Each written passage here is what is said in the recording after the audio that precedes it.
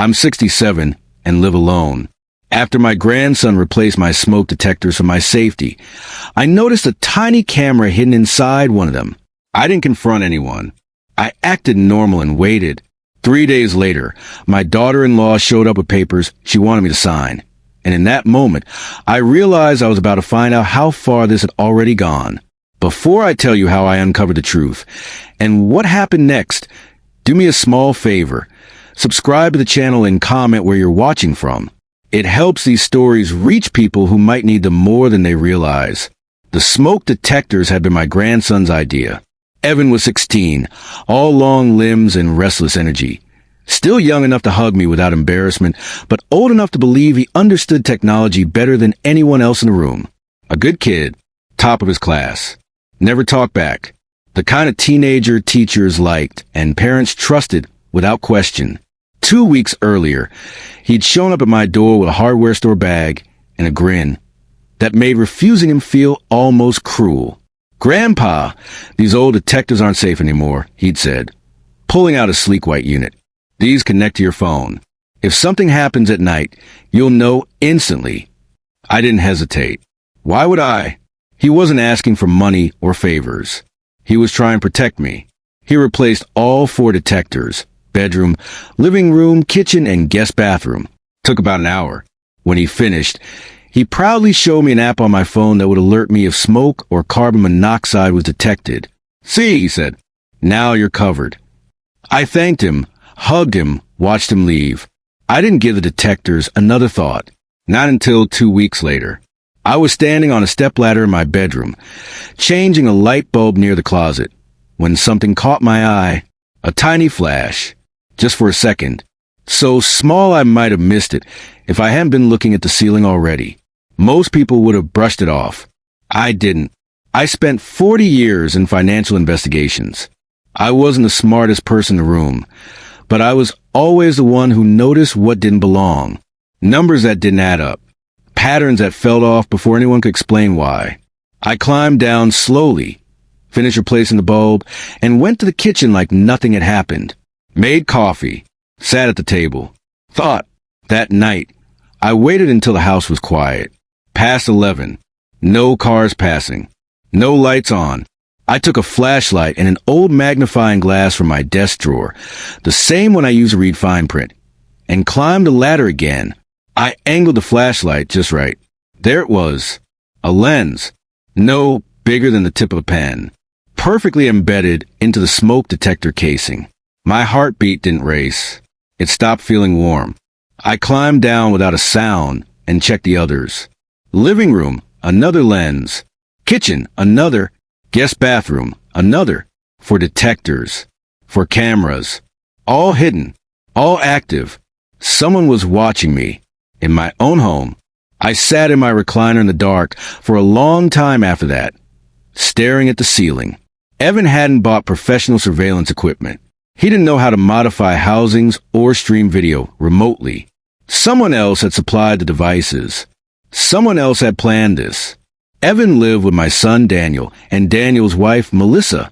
Daniel worked long hours as a systems engineer. Smart, distracted, always rushing. Melissa didn't work anymore.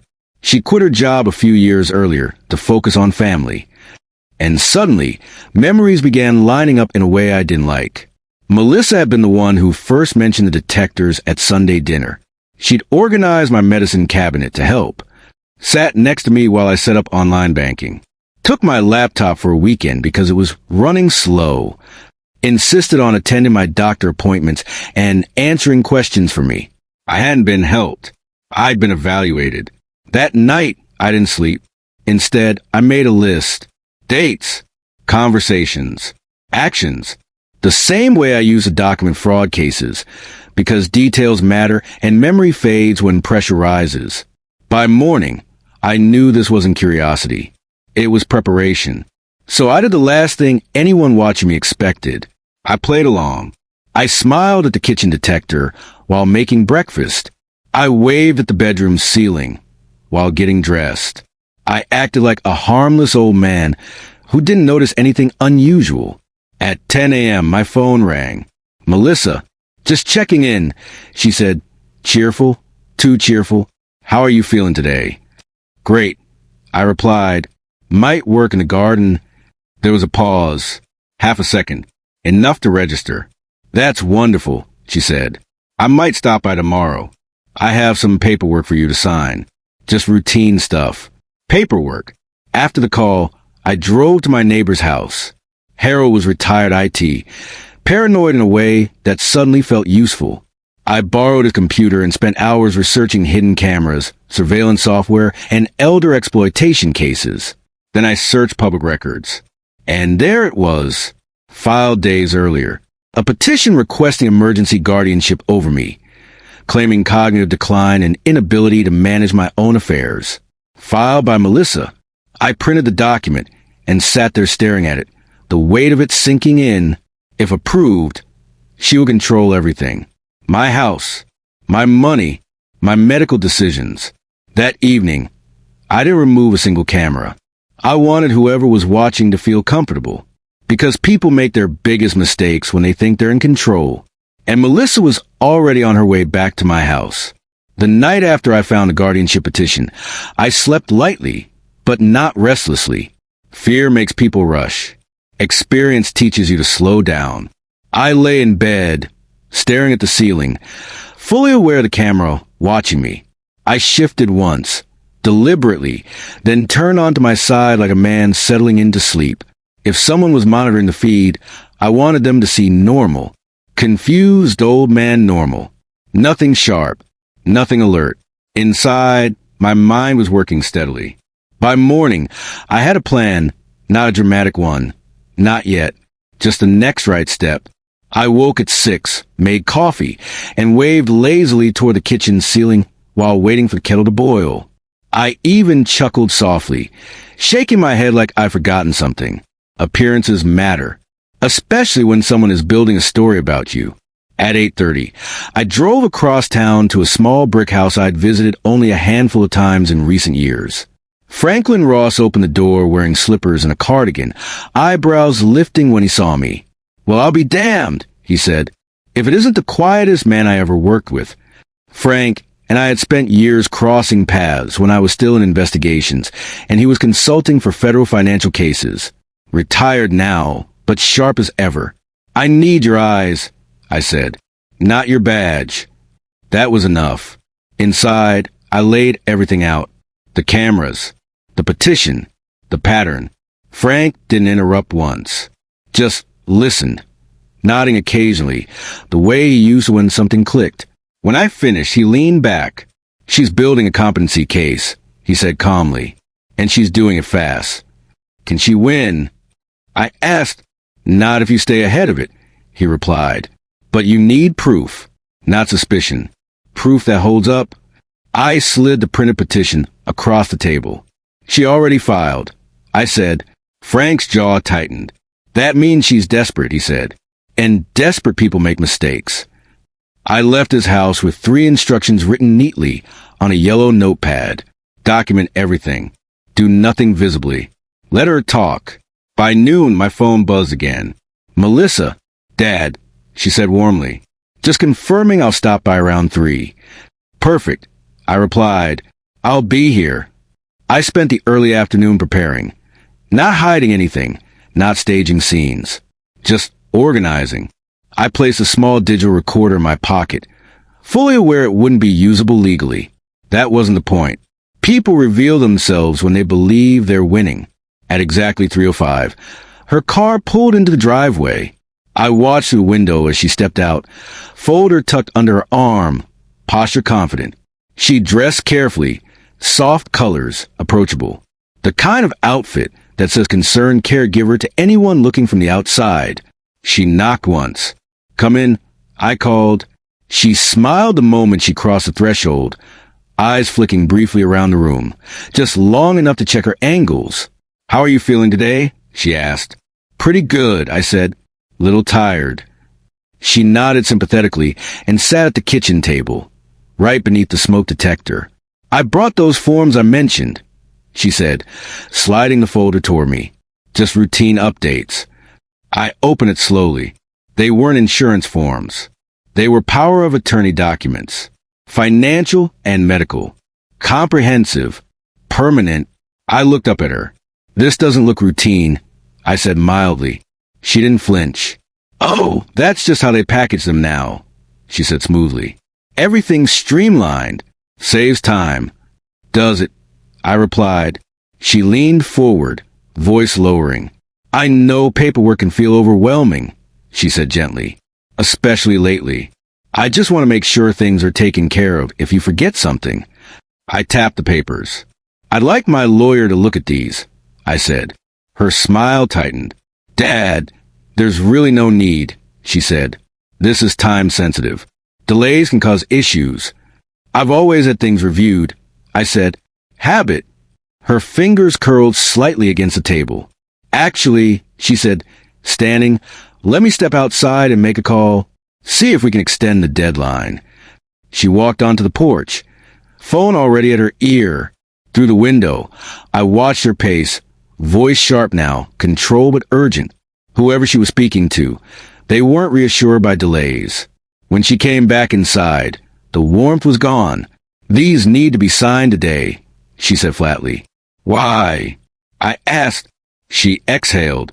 Because you're not well, she said, and you don't realize it. There it was. She began listing incidents, missed calls, forgotten details, moments that never happened. Each sentence layered carefully, like testimony rehearsed in advance. When she finished, I met her eyes. I remember everything, I said quietly. Her expression shifted. I remember you organizing my medicine. I continued. I remember you setting up my banking while watching my screen. I remember you taking my laptop for 3 days.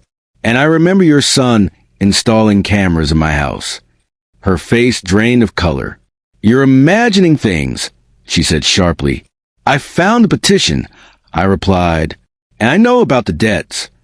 That did it. She stood so fast her chair scraped loudly. You don't understand, she hissed. You're confused. This is for your own good. I reached into my pocket and placed my phone on the table. Screen lit. Not recording, just present.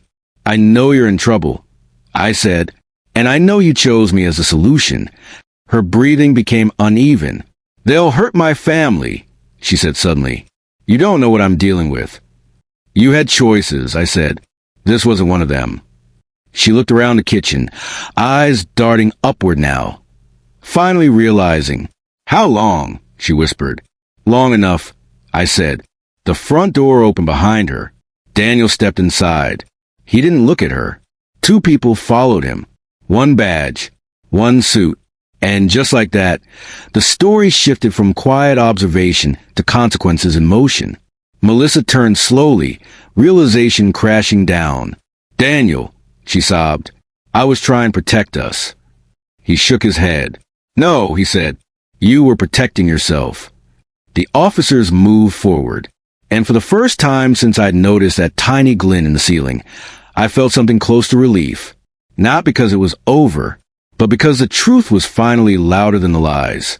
The room didn't explode into chaos the way people imagine in moments like that. There was no shouting, no dramatic collapse.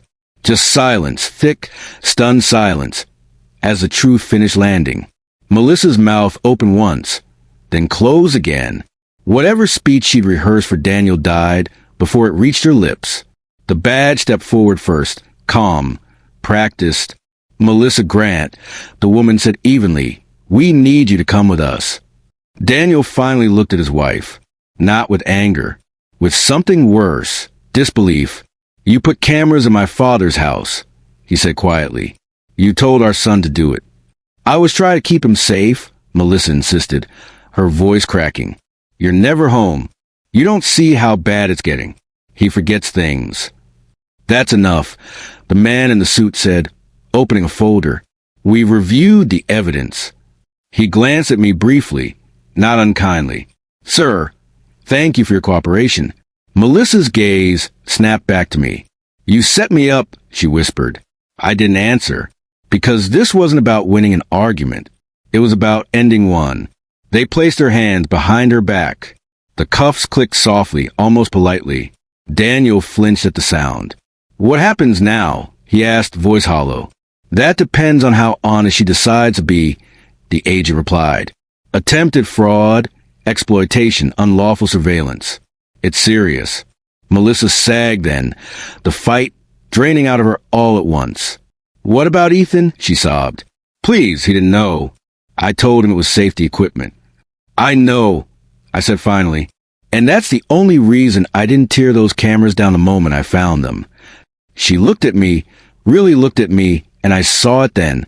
Fear, not of prison, of exposure. They led her out the front door. Neighbors watched from porches, pretending not to stare. I didn't care. I watched my son instead, his shoulders slumped, hands shaking slightly as the car pulled away.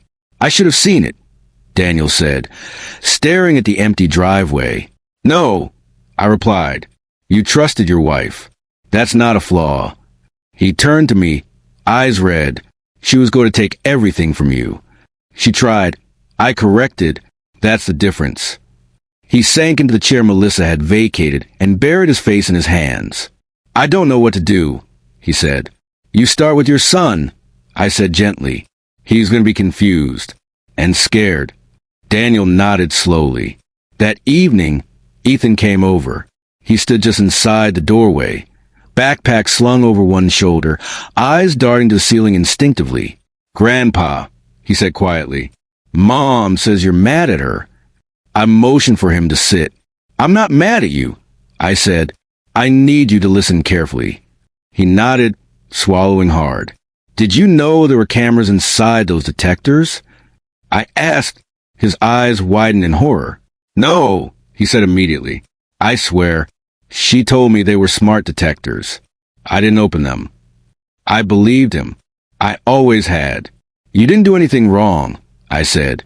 But I need you to understand something important. I leaned forward. When someone asks you to install something in another person's home, you ask why, even if they're family. Tears filled his eyes. I was just trying to help. I know, I said, placing a hand on his shoulder. That's why you're not in trouble. That night, after Daniel took Ethan home, I finally removed the detectors. I unscrewed each one carefully, setting them on the table like evidence, which they were. I boxed them up and locked them away.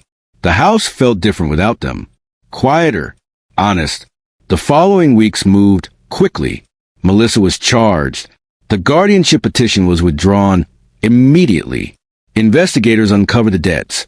Far worse than I'd imagined. Gambling, loans, desperation masquerading as concern. Daniel filed for separation. I helped him hire a lawyer. Ethan stayed with me more often now. Sundays became our day. We worked in the garage, fixed small things, talked about school, about trust. One afternoon, as we were changing the oil in his car, he paused. Grandpa, he said, how did you know? I wiped my hands on a rag. I noticed what didn't belong, I said. That's all. He nodded, thinking. I want to be like that, he said. Pay attention. I smiled. Then you're already ahead. But the story wasn't finished, because when people like Melissa lose one path, they look for another. And the calls started coming in, not to her, to me, strangers, older voices, nervous questions. I heard you went through something similar, a woman said one morning. My nephew installed a thermostat last week, and I listened. I always listened, because silence is what predators count on. And I was done being silent. The first call came at 7:12 a.m. on a Tuesday. I remember the time because I just finished my coffee and was watching the sun crawl across the living room floor when my phone buzzed with an unfamiliar number. Mr. Harris? A woman asked, her voice tight with nerves. My name is Lorraine. I was told you might understand. I didn't interrupt her. People tell the truth faster when you let silence do the work.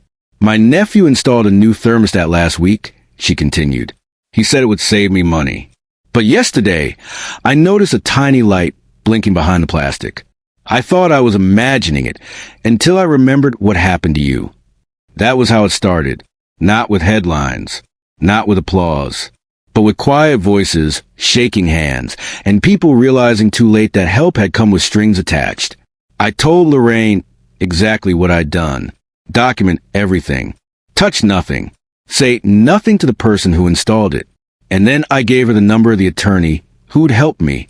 After I hung up, I sat there for a long time, staring at the wall where the smoke detector had once been. The cameras were gone, but the feeling lingered, that faint pressure between the shoulders that comes from knowing your privacy was violated. Predators don't stop because they're caught. They stop because their system collapses. And Oliver's system was already unraveling. 2 days later, Daniel came by alone. He looked older than he had a week earlier, like someone had taken a razor and scraped a layer of certainty off his face. "She's been calling me nonstop," he said, standing in the doorway. "From jail, from her lawyer, from numbers I don't recognize." I gestured him inside. "She keeps saying she did it for us," he continued, "that she was protecting Ethan, protecting our future. And what do you think?" I asked. He sank into the chair across from me, rubbing his temples. "I think she was scared," he said slowly. "And instead of asking for help, she decided to burn down everything around her. That was closer to the truth than he realized. The investigation moved faster than either of us expected. Once the guardianship petition was flagged as fraudulent, the rest of Oliver's paper trail came under scrutiny. The cameras, the financial records, the hidden accounts, the messages she deleted but hadn't erased properly. When people panic, they get sloppy. And Oliver had been panicking for a long time. Her debts weren't just large. They were layered. Online betting, offshore accounts, private lenders operating in shadows that don't forgive late payments. By the end of the month, the charges expanded. Attempted elder exploitation, financial fraud, unlawful surveillance. Each one stacked neatly on the last. Daniel read the charge sheet once, then folded it carefully and placed it on the table like it might bite him if he handled it too roughly. "I married someone I don't recognize," he said. "No," I replied gently. "You married someone who had very well." That distinction mattered. Ethan took it the hardest. He stopped sleeping well, jumped at small sounds, kept checking the ceiling unconsciously, even after I'd removed every detector. One night, while we were washing dishes together, he finally spoke. "She said you were sick," he whispered. "She said she was protecting you from yourself." I turned off the water. "That's how manipulation works," I said. "It doesn't sound evil. It sounds reasonable." He nodded, jaw tight. "I feel stupid." I put the towel down and looked at him squarely. "Being deceived doesn't make you stupid," I said. "It means you trusted someone who didn't deserve it." That was the night he slept through without waking up. The court hearing came faster than anyone expected. Oliver didn't look defiant when they brought her in. She looked small, cornered. Her lawyer argued stress, addiction, fear, claimed she'd only meant to monitor me for safety reasons. The judge didn't buy it. Neither did the evidence.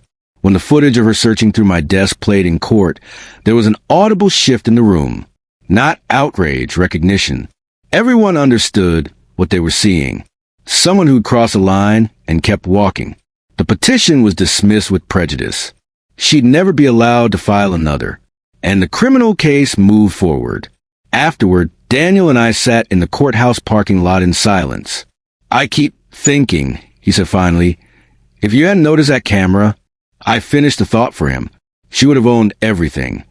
My house, my accounts, my decisions, even my freedom. That's the part people don't like to talk about. Once guardianship is granted, getting your life back is almost impossible. That's why she'd rushed it. That's why she'd watched me. She wasn't checking on my safety. She was checking if I suspected anything." The calls kept coming. From seniors, from adult children worried about parents, from social workers who'd heard my name through back channels. I didn't seek them out. They found me, and every story shared the same shape. Too much help, too much urgency, too much interest in paperwork. One afternoon, I stood in my living room holding the old smoke detector, the first one she'd installed. I'd kept it not out of bitterness, but as a reminder. Ethan walked in and saw it on the table. "You're not keeping that, are you?" he asked. "No," I said. I'm keeping what it taught me. He frowned. What's that? That danger doesn't always break in, I said. Sometimes it rings a doorbell and offers to help. He thought about that for a long moment, then nodded. That was when I knew he'd be okay. Oliver eventually took a plea. She avoided a long trial, accepted the consequences.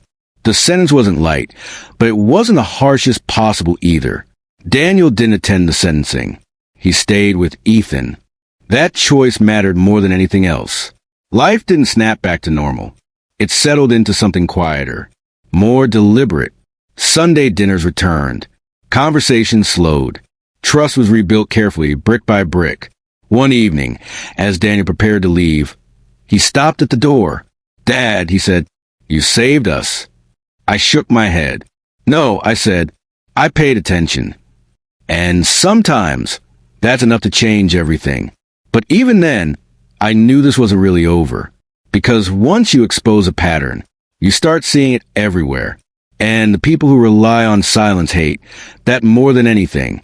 The attention changed things. I didn't notice it right away. Not until the third message landed in my inbox from someone I'd never met, using words I recognized instantly. He says it's for my safety. She wants me to sign something urgent. They keep saying I'm forgetting things. Patterns don't shout. They whisper. Repeatedly. I answered every message. Not as an expert. Not as a hero. Just as someone who had already stepped on a landmine and survived. I told them what I'd learned the hard way. Move slowly. Write everything down. Never sign under pressure. And if someone insists on secrecy, that's your warning. Daniel watched this unfold quietly. You're turning into a magnet, he said one night as I typed yet another reply at the kitchen table. I'm just answering. I said, no one answered me when I needed it. He nodded, then hesitated. Dad, there's something else. I looked up. Oliver's lawyer contacted mine, he said. She's asking for a meeting. I didn't respond immediately. People think closure comes from confrontation. It rarely does. What does she want? I asked. She says she wants to explain. Apologize. Clear the air. I closed my laptop. She had plenty of time to explain before she tried to erase my autonomy. I said, now she wants absolution. Daniel sighed. Part of me thinks hearing her out might help Ethan. That gave me pause. Then we do on our terms. I said, recorded, with counsel present, and with boundaries. The meeting took place 2 weeks later in a small conference room at Daniel's lawyer's office. Oliver looked nothing like the woman who'd once breezed into my home with folders and false concern. She'd lost weight. Her hair was pulled back tightly. Her hands trembled as she folded them together. She didn't look at me at first. I'm sorry, she said, staring at the table. I never wanted to go this far. I didn't interrupt. I thought I could fix it, she continued, just for a little while. I thought once the debts were handled, everything would go back to normal. You don't steal someone's life temporarily, I said calmly. You either cross that line or you don't. She flinched. I was afraid, she whispered. I was drowning. And you decided to use my grandson as a tool, I replied. That's not fear. That's calculation. Daniel shifted uncomfortably. Oliver finally looked at him. I never meant to hurt Ethan, she said quickly. But you did, Daniel replied. You taught him to lie to his grandfather. That landed harder than anything I could have said. Silence stretched across the room. I won't fight the charges, Oliver said at last. I'll cooperate. I don't want Ethan to hate me. I leaned back, then stopped asking him to protect you from the consequences. I said, that's where real damage happens. The meeting ended shortly after. No shouting, no forgiveness. Just truth, laid out plainly. On the drive home, Daniel spoke quietly. I don't think she ever thought she'd be caught. That's a common thread. I said, they mistake kindness for blindness. The sentencing came and went. Oliver received a federal sentence. Less than the maximum, but long enough to dismantle the illusion she'd built. Ethan didn't attend. Instead, we spent that day in the garage, working on the Civic. He didn't talk much. Neither did I. At one point, He wiped his hands on a rag and asked, "Do you think she believes what she said? That she was helping?" I considered that. "Yes," I said, "and that's the most dangerous part." "How?" "When someone convinces themselves they're the hero," I explained, "they stop listening to anyone who says otherwise." He nodded slowly. "Like when people don't stop even when you say no." Exactly. That night, I couldn't sleep. Not because I was afraid, but because my mind wouldn't stop replaying how close it had all come. The cameras, the petition, the timing. If I dismissed that glint of light, if I'd trusted instinct less than family loyalty, if I'd signed even one document, I wouldn't be here telling this story. That realization changes a person. It sharpened me. I installed new safeguards, updated my will, set up legal protections that required multiple independent confirmations for any major decision. Not because I expect a betrayal again, but because preparation is a form of respect for your future self. The calls continued. So did the emails.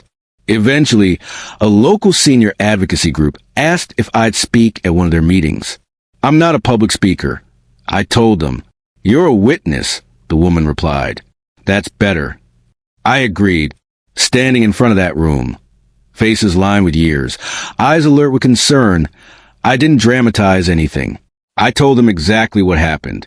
How it started small. How it felt reasonable. How the danger wore a familiar face. When I finished, no one clapped.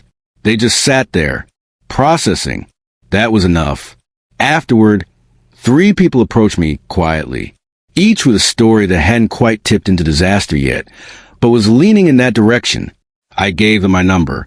"Call before you sign anything," I said. That became my rule. Weeks passed. Life settled again. Not into ignorance, but into awareness. One evening, Ethan looked up from his homework and said, "Grandpa, do you ever wish you hadn't noticed a camera?"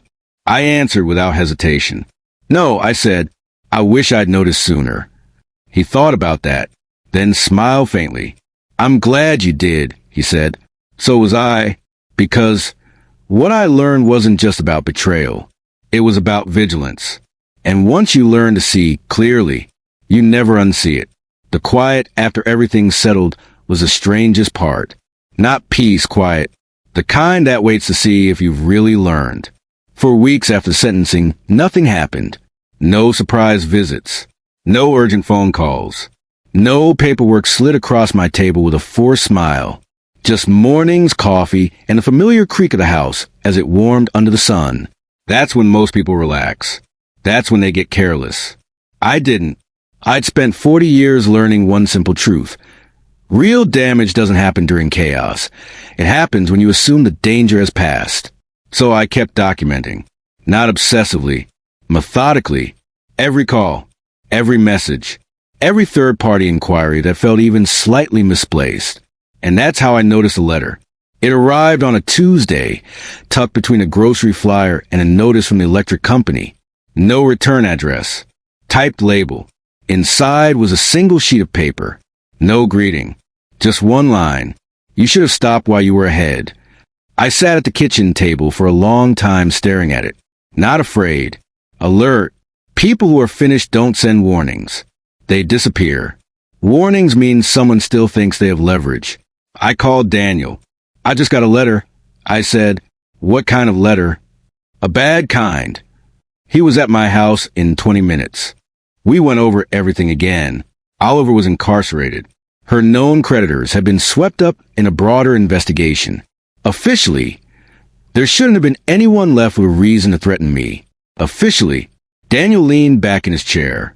Could it be random? "No," I said. "Random threats don't use language like that." Ahead. That word mattered. It implied a process. A line crossed.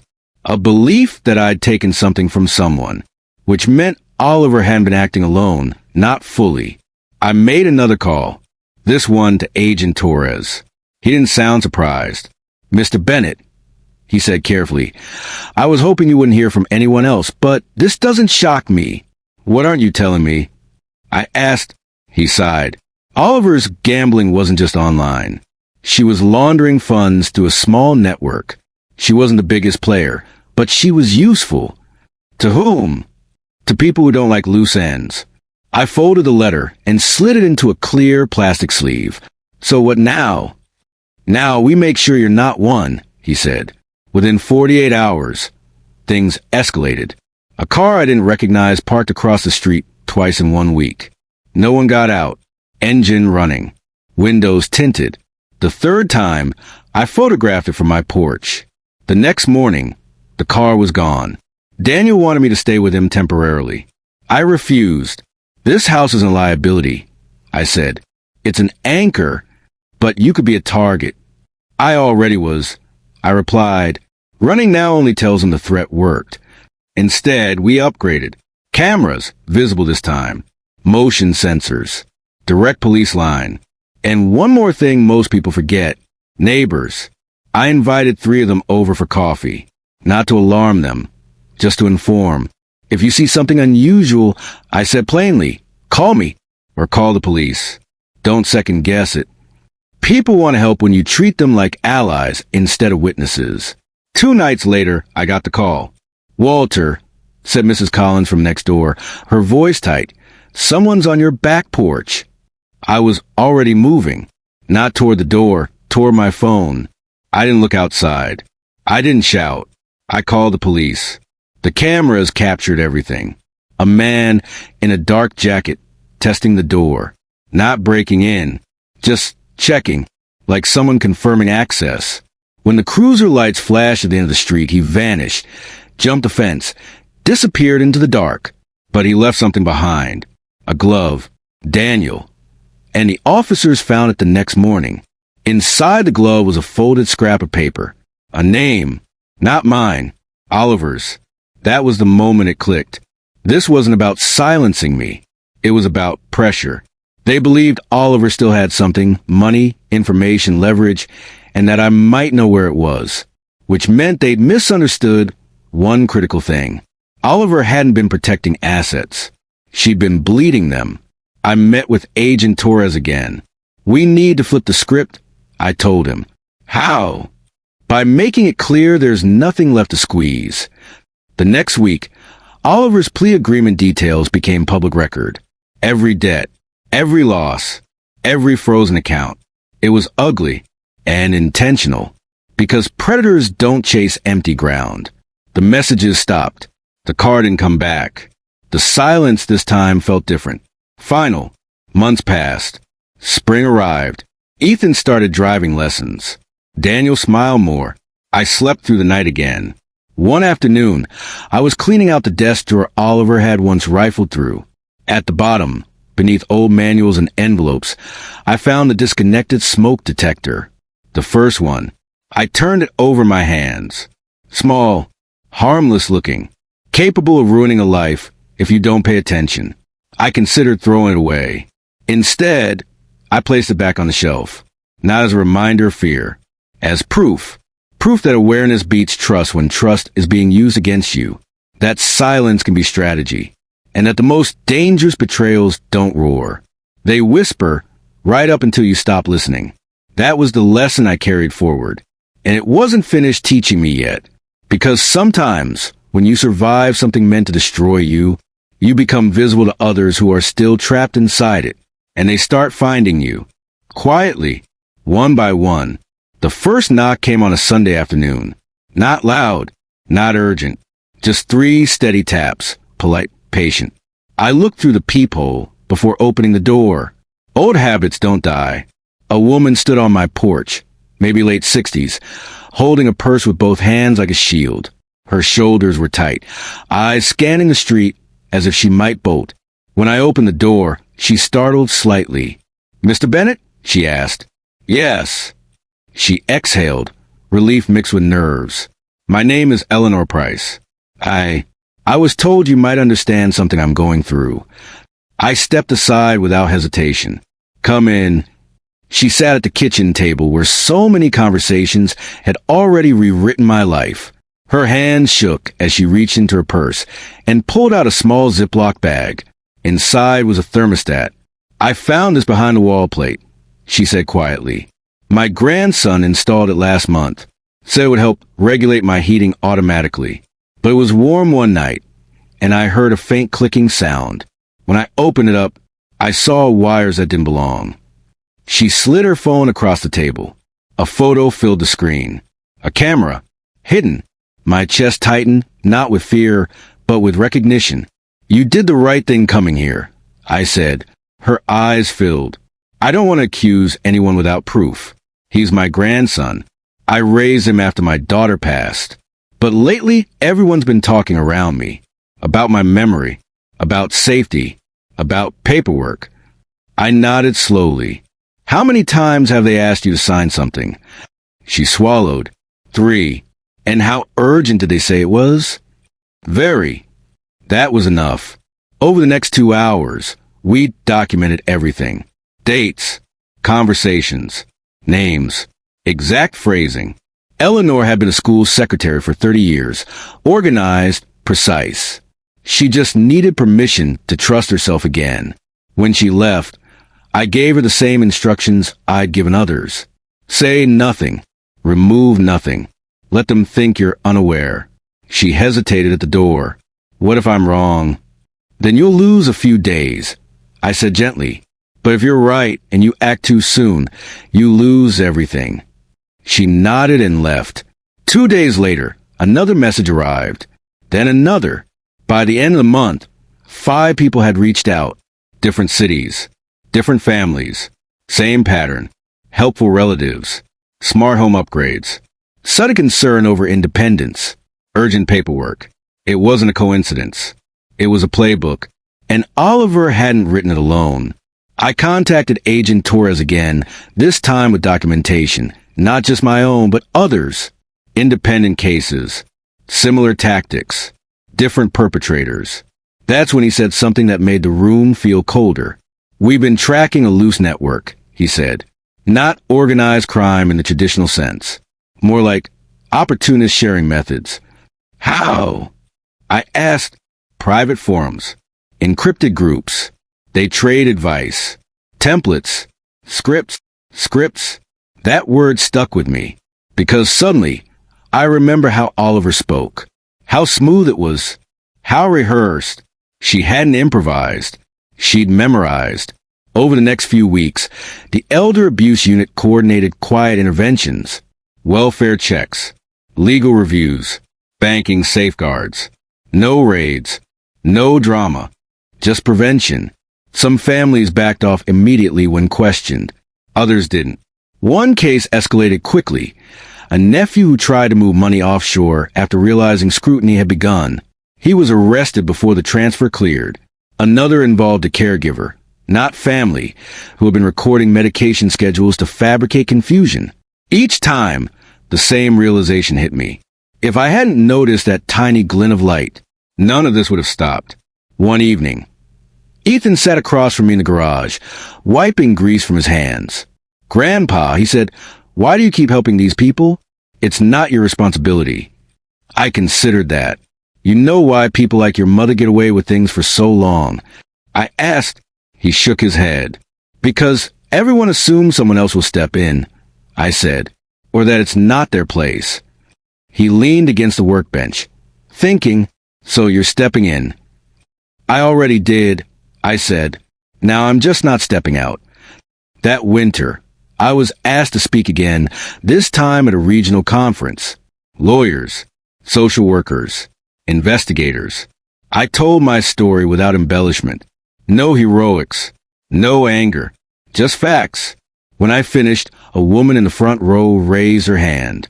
"What's the single biggest mistake victims make?" she asked. I answered immediately. "They rush to confront," I said.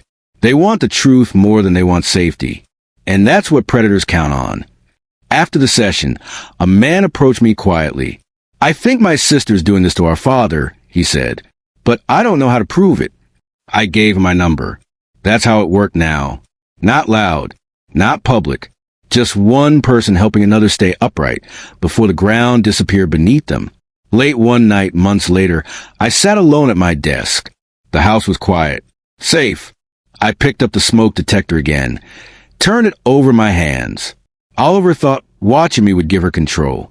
What it gave me was clarity. Because once you see the pattern, you stop being prey. And when enough people stop being prey, the hunters move on. But they don't disappear. They just look for darker places, which means the work isn't over. It never really is. Not when awareness is the only thing standing between someone and losing their life without ever leaving their living room. And as long as people kept knocking on my door, I'd keep opening it. By the time the 8th call came, I recognized the silence on the other end before the voice spoke. It was the kind of pause people take when they're deciding whether to trust you or hang up and pretend they never reached out. "I was told you might listen," the man finally said, "and that you wouldn't rush me." "I'm listening," I replied. His name was Samuel Ortega, 73, widower, retired machinist. He lived 2 hours south of me, in a quiet coastal town where everyone waved and no one asked questions they didn't want answers to. "My niece moved in last year," he said. "Said she wanted to help after my surgery. At first, it was small things, groceries, appointments, fixing the Wi-Fi. Then she started talking about safety, about how I forget things." He paused. "I don't forget things," he said. I believed him. "What changed recently?" I asked.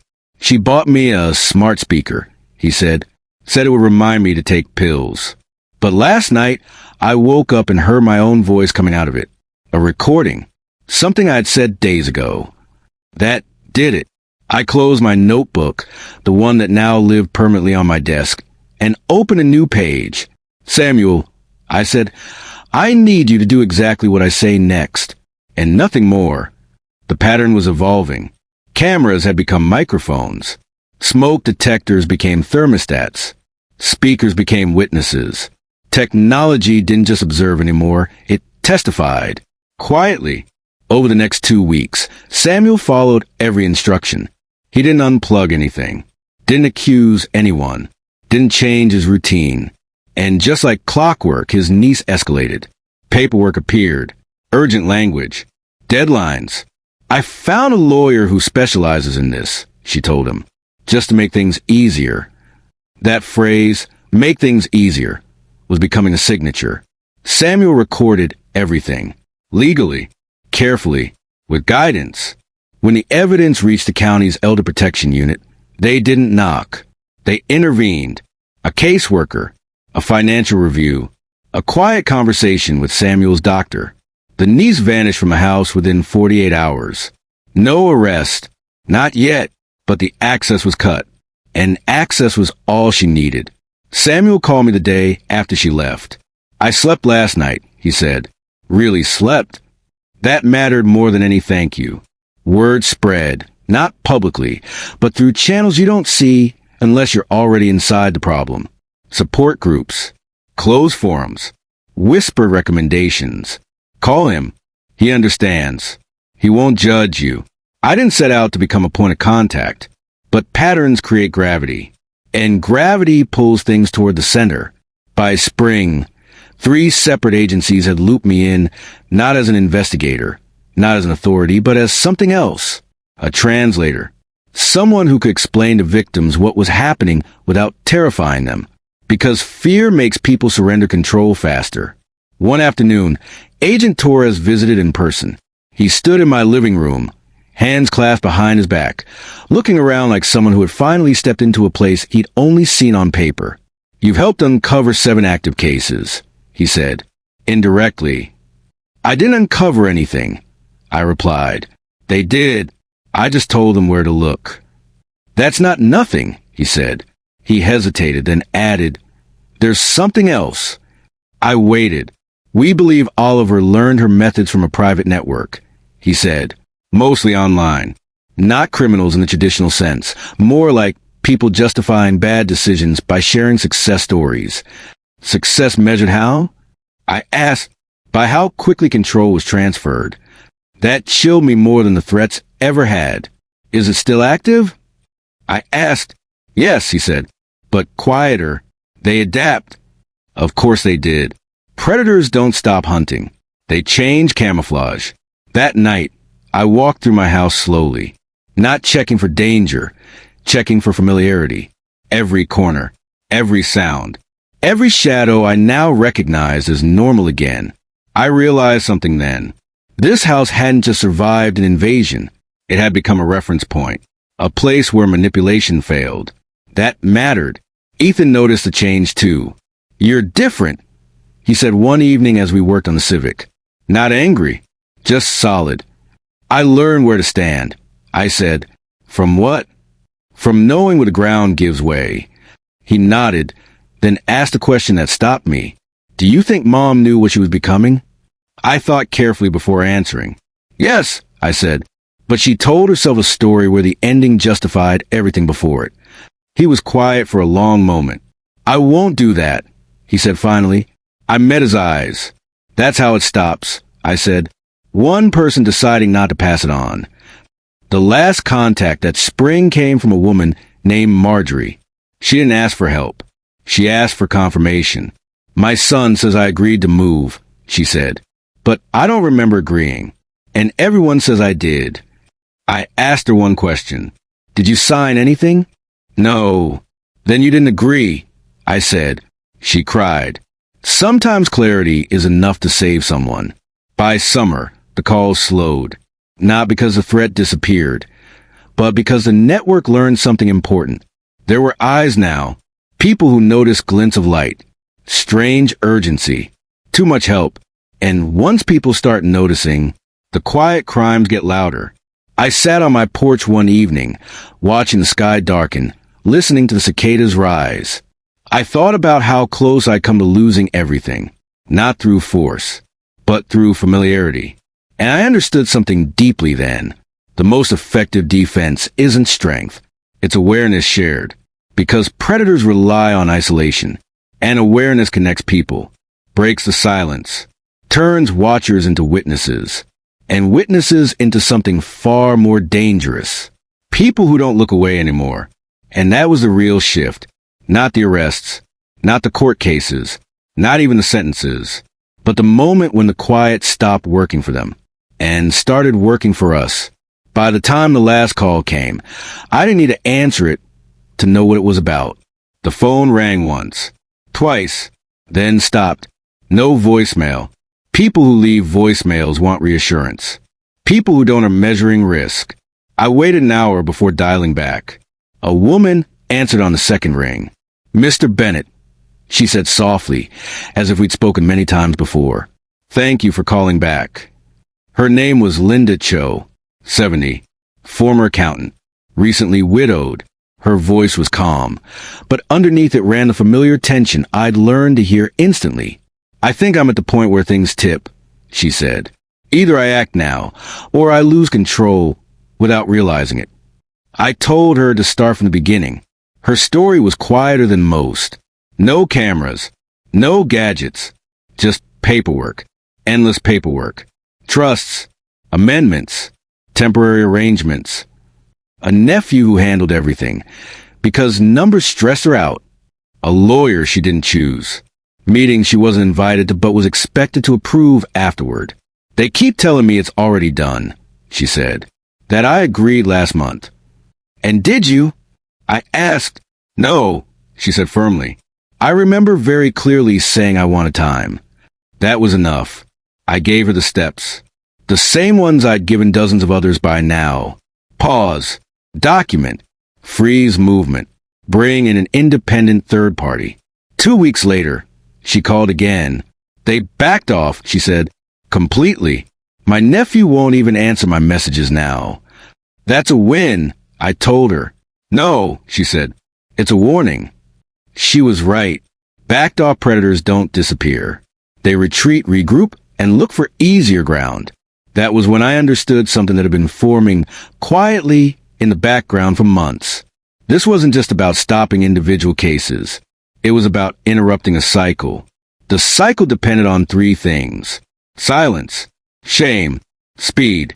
Silence kept victims isolated. Shame kept them doubting themselves. Speed forced decisions before clarity could form. Remove even one, and the whole machine stalled. I started writing everything down.